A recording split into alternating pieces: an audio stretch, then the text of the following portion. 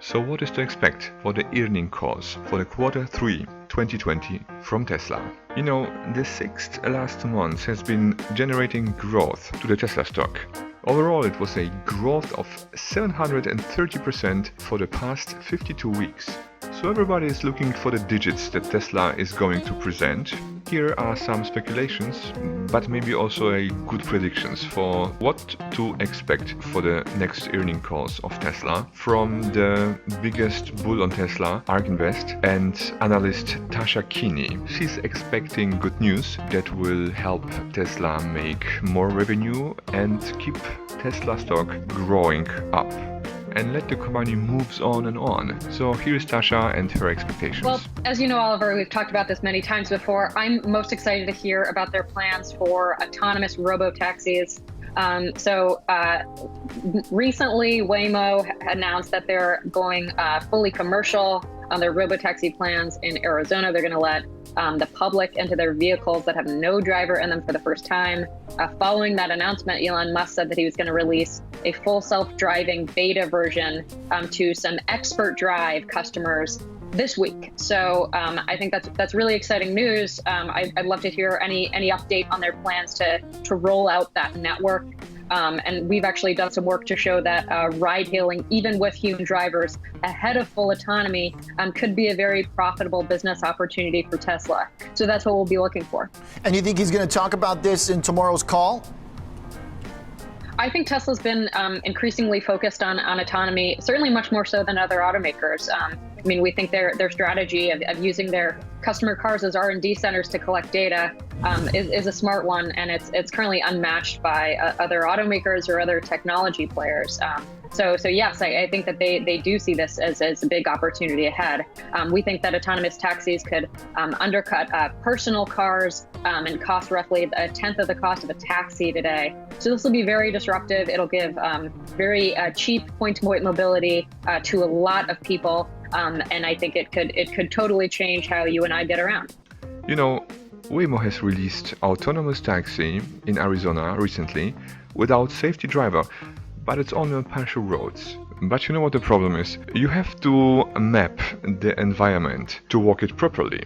You have to map it precisely with every detail, because as soon as something changes, Waymo gets in trouble. As long as the weather is good, as long as everything is the same, it might work properly. But with slight changes to the environment, there is a problem. You know, it's kind of like when you're blind. When you know your environment very exactly and good, then you can proceed very safely and nothing happens to you. But as soon as you have some guests and they leave something around, not in the place that it used to be, you might harm yourself because suddenly there is something in your way. This is different than the Tesla take on it. Tesla is driving by recognizing the surrounding. Tesla is looking at the world with their eyes, which are the 8 cameras. Tesla is looking at the world in real time and proceeding it very fast and reacting to it immediately. This all happens so quickly thanks to the outrageous, huge new Tesla chip, which is way ahead of chips from Nvidia and other chips manufacturers. All this together with all this huge data that is being collected from every Tesla, every kilometer, every minute that the Tesla is driving, gives Tesla a huge advantage that no car maker and no other autonomous car service provider can reach soon. Every Tesla car belongs to the neural net of Tesla and helps it learn. That's the enormous advantage of Tesla, and it grows with every meter every Tesla is driving. Well, Nasdaq and people has been always obsessed with the cash flow, with revenues and everything like that, because they still judging and they still treating Tesla like a car company, which Tesla is not. So more important than free cash flow is the ability to always and constantly invent new stuff for the company, invent new stuff for the products of the company, all the time to progress, to make advanced technology, and to be always few steps ahead of the competition, because this brings new customers, this brings new investors, this brings new selling point, this brings new cash, and new cash means always another gigafactory, another car, cutting prices. This all means progress, and of course then stock going to the moon. Yeah, I think a more short-term view, which we won't necessarily take. Again, we're long-term investors. I think that others will be looking to the profitability characteristics. Of course, last quarter, Tesla sort of achieved enough of those quarters of profitability to be considered for S&P inclusion, and then sort of because of qualitative factors, that did not happen. So I think that people are still focused on that. Automotive gross margin is a number, X credits that many analysts will be looking at to see how things are going there. But, again, from our perspective, we just want Tesla to invest as much money as possible into getting cars on the road, because the autonomous opportunity is by far the greatest opportunity ahead of them. It's going to be larger than the auto industry, larger than today's energy sector. That's the type of opportunity that we're looking at in the future.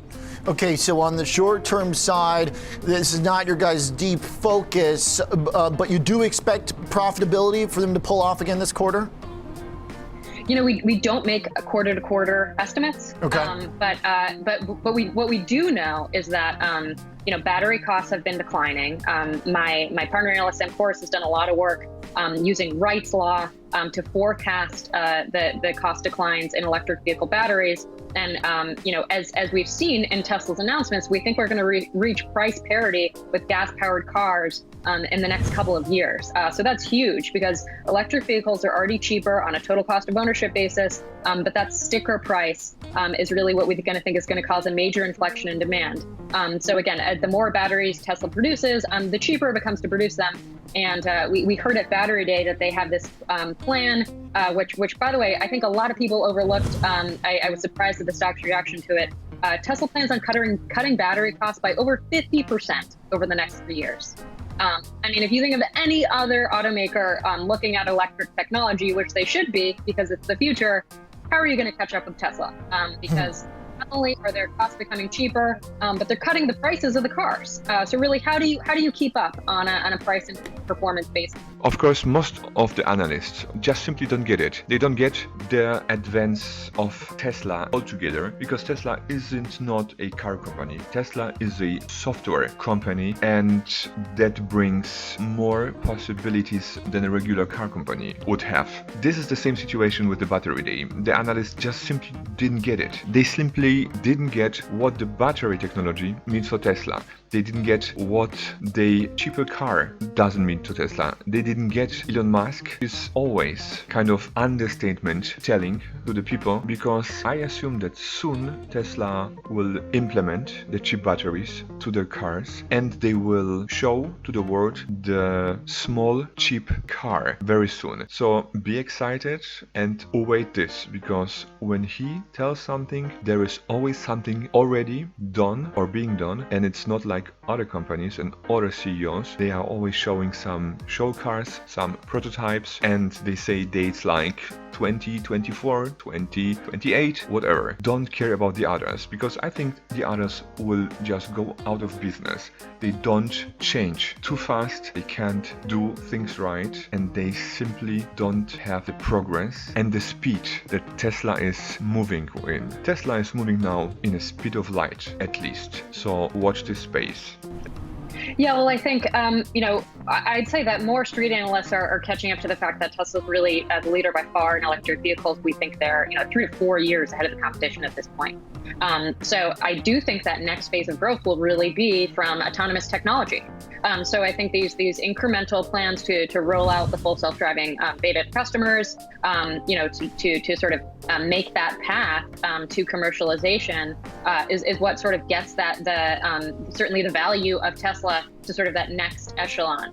But you know, again, I think people look at the run up, and if you're sort of concerned, like, does Tesla deserve this? Well, you know, if you look at the rest of the auto industry, I would expect some of these companies are going to go out of business as we transition to electric and autonomous technology, because not every automaker is going to be successful. Certainly many of them are behind today. And we think this could be a more consolidated market in the future, particularly with autonomous taxis. We think there'll be geographic monopolies.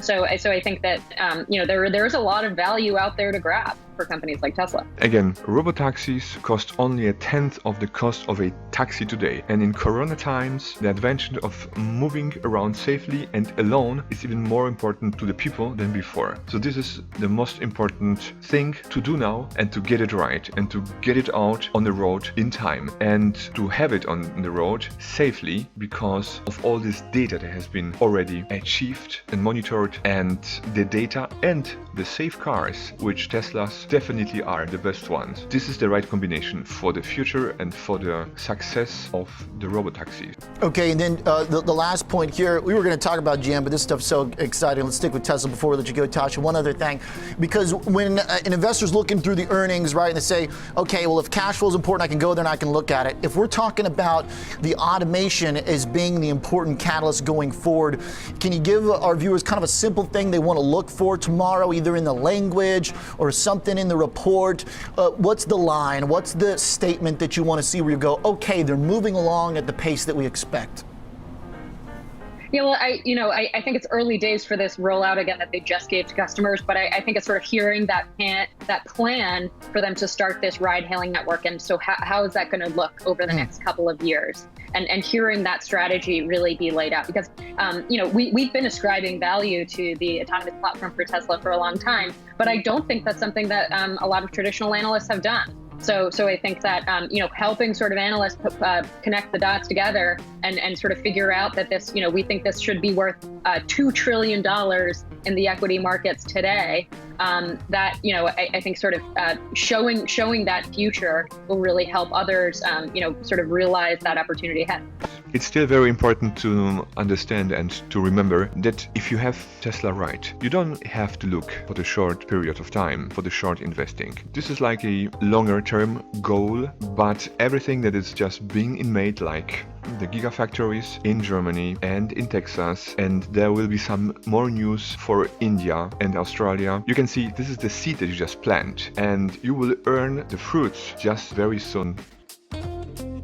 As always, give us a like, subscribe to our channel, and hit the notification bell, so you will be the first one to get info about new uploads to this channel. Stay with us, watch our space for increasing more and more infos that might help to make your life better, that may help you become financially more free in the future. See you next time, bye bye.